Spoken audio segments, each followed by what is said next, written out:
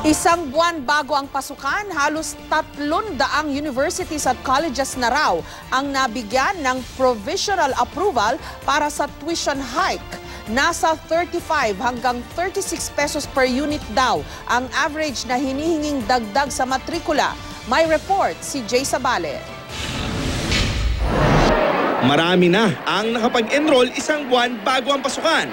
Pero hanggang ngayon, pinag-uusapan pa rin ng Commission on Higher Education kung anong mga eskwelahan ang papayagang magtaas ng matrikula at kung magkano.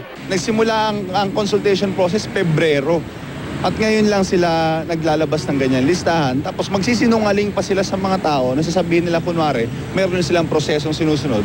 Pero sa totoo, pinapahintulutan na lang nila taon-taon yung pagtataas ng matrikula. Base po kasi doon sa nakikita ko, feeling ko, ang dami na po sa aming nagda-drop out kasi nagtataas yung tuition fees. For tuition hike, pero wala naman tayong nakikitang improvement sa facilities and stuff.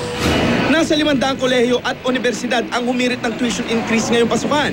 Kalahati o nasa 250 to 280 ang nabigyan ng provisional approval.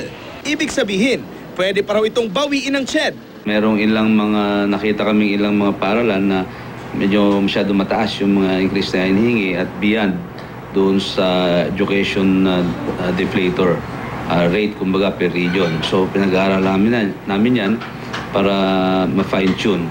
Ayon sa CHED, nasa 7% ang average increase o 35 to 36 pesos per unit ang hinihingi ng mga eskwelahan. Inaasahang ilalabas ng CHED ngayong linggo ang listahan ng mga eskwelahang pinayagang magtaas ng matrikula.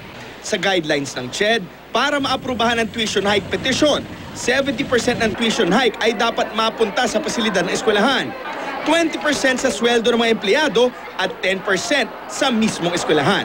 Sa mga nakapag-enroll na sa mga eskwelahan na nabigyan ng provisional approval ayon sa CHED, kung sakasakaling ma-disapprove itong paaralan na ito na nag-increase, pwedeng i-roll back yan at i-refund ng mga estudyante or i-apply na lang dun sa susunod na semestre kung mag-enroll pa sila. Jay Sabale, GMA News.